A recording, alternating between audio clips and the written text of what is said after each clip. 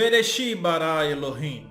Será mesmo? Nesse vídeo de hoje você vai ver um grande segredo por trás da Bíblia. Você vai saber através desse vídeo aqui hoje algo que está guardado a 7 chaves dentro da academia. Seu padre, seu pastor, seu teólogo favorito estudaram isso que você vai ver hoje, mas eles não te contam na igreja. Sabe, às vezes é apenas medo de esvaziar as mesmas. Então se prepare e vambora comigo!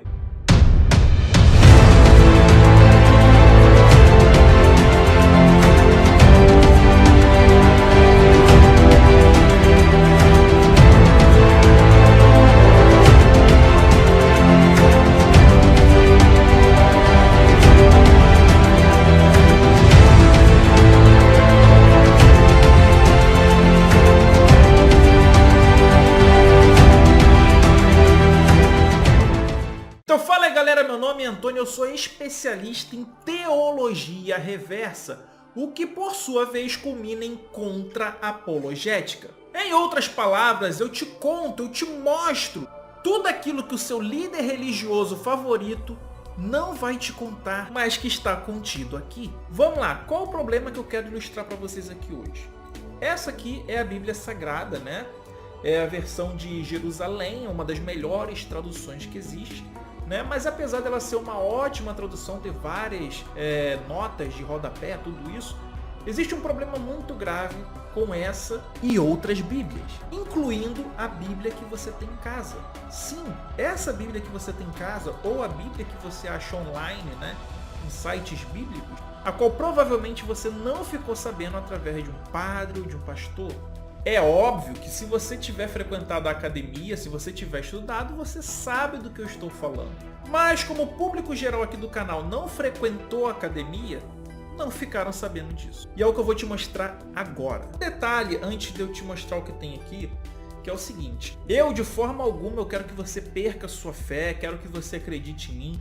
Muito pelo contrário, eu quero que após você assistir esse vídeo, você vá até a sua igreja, pergunte para o seu padre, para o seu pastor, para o seu líder religioso favorito, por um amigo que conheça, e pergunte se o que eu estou falando aqui é verdade ou não.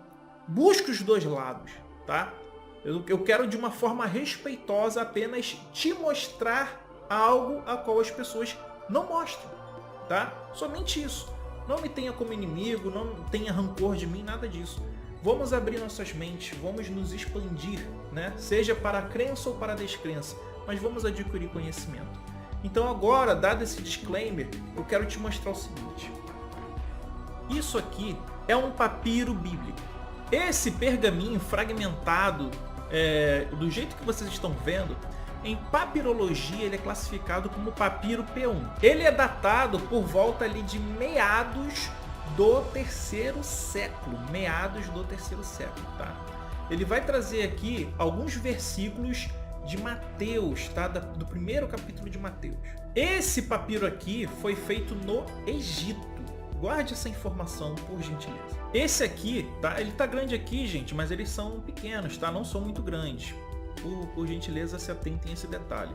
Esse aqui em papirologia vai corresponder ao papiro de numeração 9, ao P9. Ele também vai datar de meados do terceiro século e ele vem também do Egito.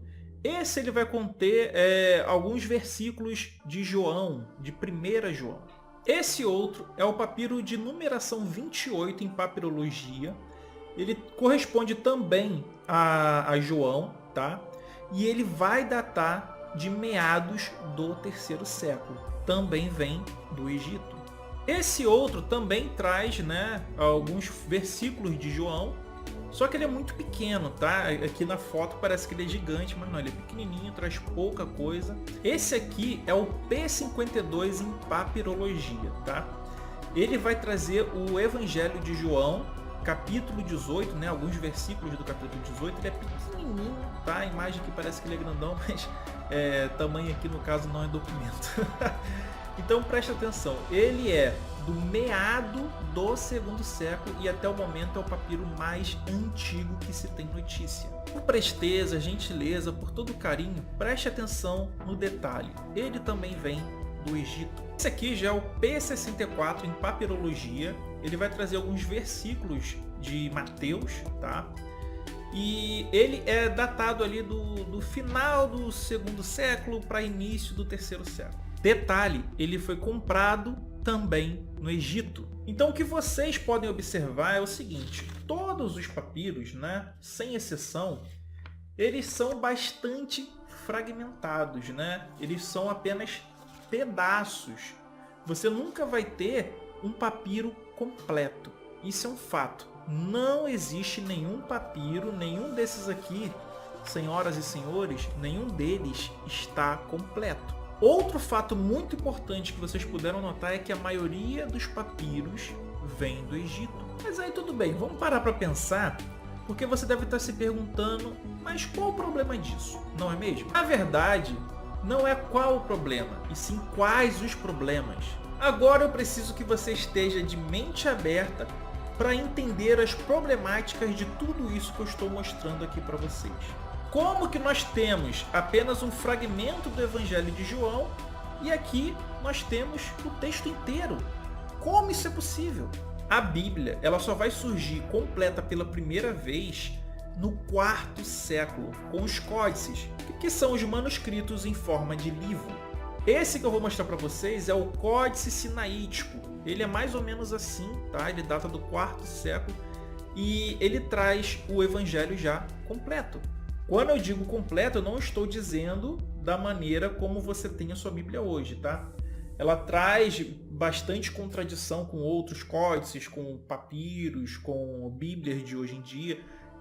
Completo que eu digo é que tem os textos ali inteiros, mas muito distante do ponto de não ter qualquer tipo de adulteração, muito pelo contrário. Esse aqui é outro códice, é o Códice Vaticano, porque está no Vaticano, também data do 4º século. Então, como que a gente sai disso para isso? Para entendermos isso, nós temos que pegar papiros como o P45, que é esse aqui. E olha que interessante, você já deve ter percebido que ele é maior do que os demais, não é mesmo? E ele vai conter trechos aqui, gente, de Mateus, Marcos, Lucas e João. Ele data por volta de meados do 3º século. E sim, ele também vem do Egito. Mas esse é um pergaminho bom demais para ser verdade. Por que ele contém tantos trechos em relação aos demais? Por que os outros não contêm esse tamanho, essa quantidade de textos? Mas afinal, qual o problema com o P45, já que ele deveria ser maravilhoso? Afinal, ele traz Mateus, Marcos, Lucas, João, não é isso? Nem tanto, gente. O problema é que todos eles foram interpolados, todos eles foram adulterados. O copista ele simplesmente escreveu aquilo que ele imaginava ser o mais correto para preencher as lacunas. Galera, sabe o que é o pior disso tudo? É que ele apagou inúmeras frases e omitiu muitas palavras, copiando aquilo que ele entendia ser o melhor para o contexto. Ai, Antônio, mas como é que você sabe que ele apagou, ele omitiu, ele deturpou os textos dessa forma? Quando os estudiosos em papirologia eles vão fazer a comparação dos textos, eles vão pegar os outros papiros, né, os outros pergaminhos e fazer uma atestação da validade. Então, por exemplo, se nós temos uma coleção, digamos, de 5, 6 papiros, e 5 está falando uma coisa e 1 está dizendo outra, qual que você acha que tem a maior probabilidade de ser o correto? Exatamente, todos os demais, não é isso? Então, a resposta para a pergunta de como você sai disso aqui para isso aqui é porque você tem que passar por isso aqui, né? É isso que é feito.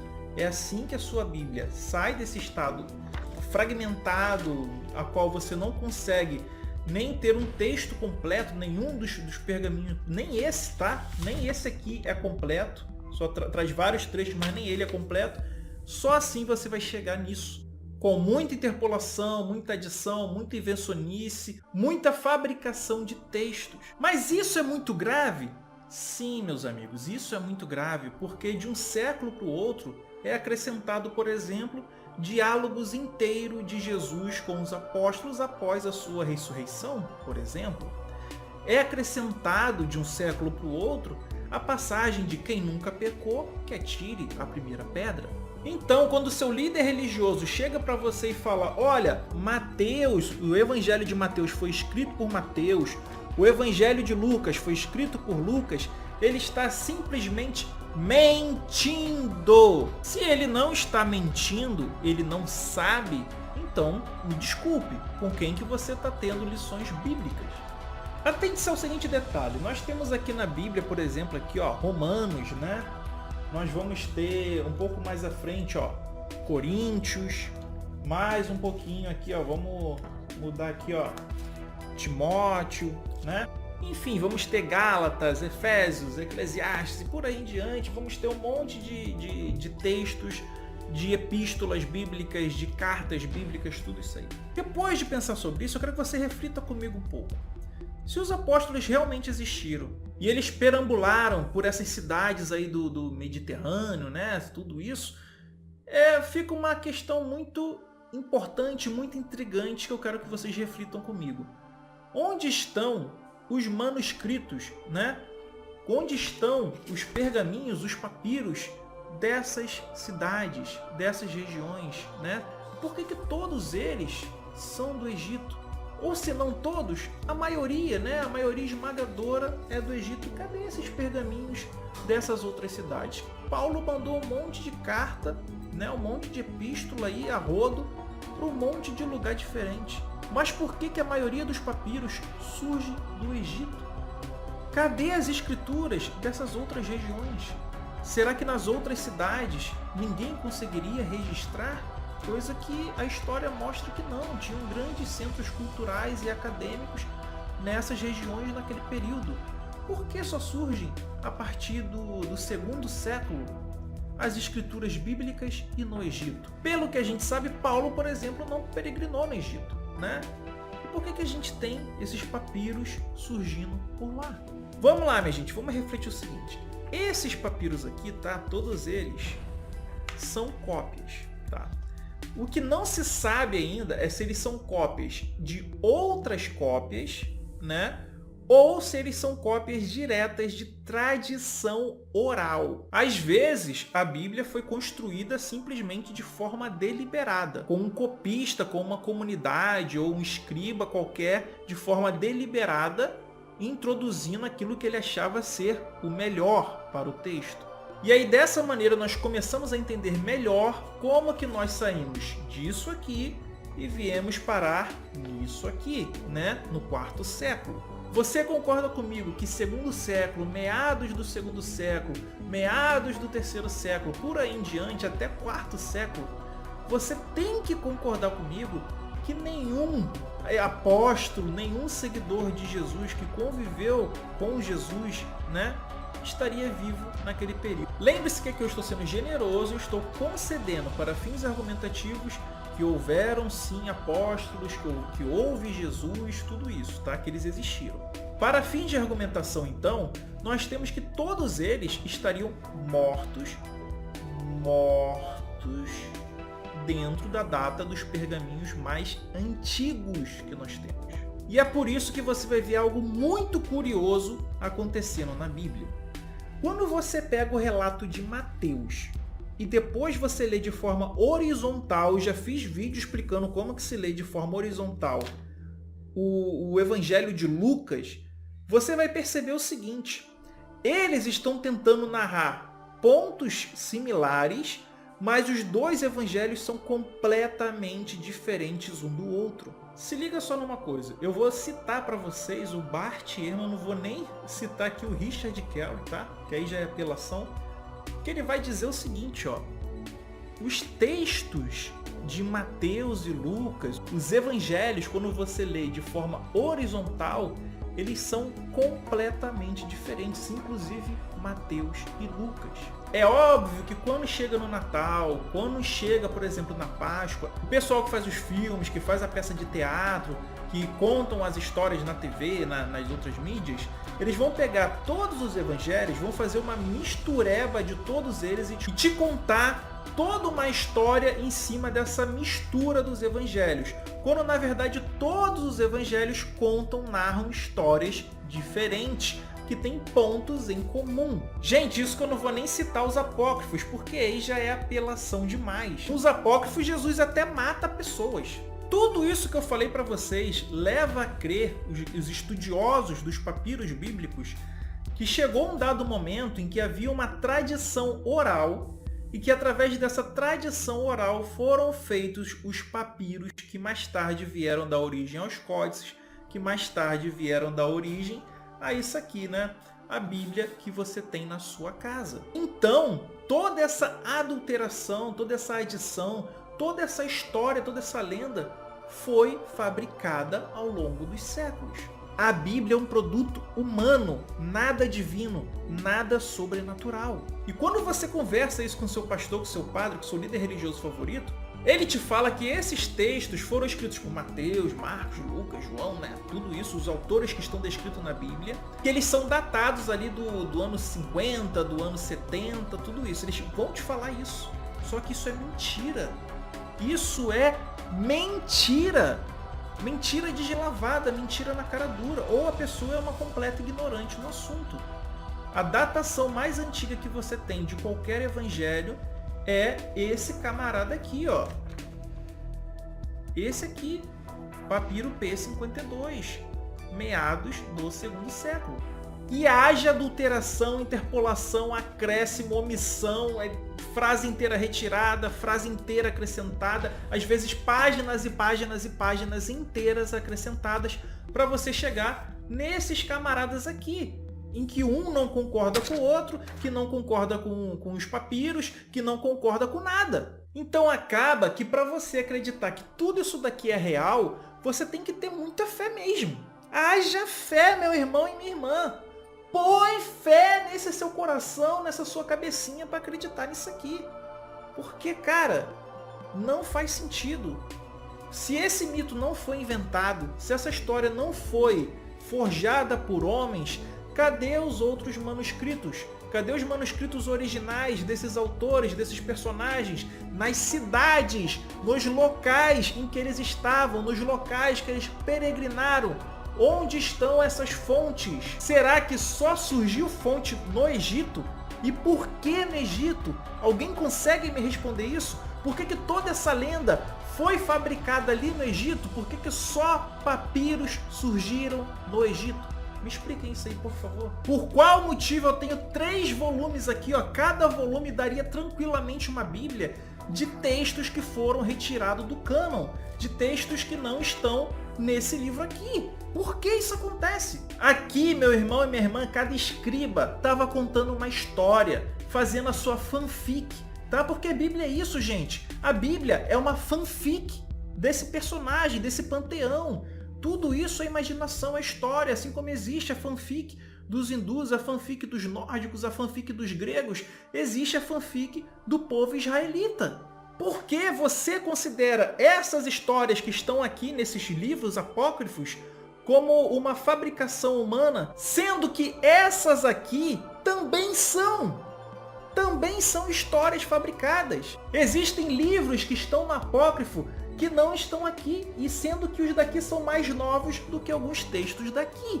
Então vai me desculpar, mas estão mentindo para você. Tudo isso daqui é uma grande invenção, uma grande mentira. Olha, me desculpe te falar assim na lata, na cara, mas é preciso falar dessa forma para que você tome noção de tudo isso, para que você acorde, para que você veja que você está sendo enganado. E olha, isso que eu trouxe para você aqui hoje é só o começo. Eu vou trazer muito mais revelações tão bombásticas quanto essa. Então se inscreve no canal, não perca, todo mundo está se inscrevendo, todo mundo está acompanhando, todo mundo está se inteirando do assunto e você vai ficar de fora. Ativa a notificação porque, olha, coisa muito séria, muito pesada está vindo por aí. Não vai perder, não dá bobeira, hein? Fiquem agora com os membros do canal, essa galera maravilhosa que me ajuda a ter esse material riquíssimo para trazer para vocês, graças aos membros, a todos que mandam superchat, todos que curtem esse trabalho, assistem o comercial até o final, vocês fazem esse trabalho aqui acontecer. Então, muito obrigado a todos vocês de coração. Fiquem agora aí com a sugestão de vídeos, vai aparecer aí 2 vídeos sensacionais para você. para que você possa clicar e acompanhar um deles. Então é isso, um grande abraço, valeu, falou, fui!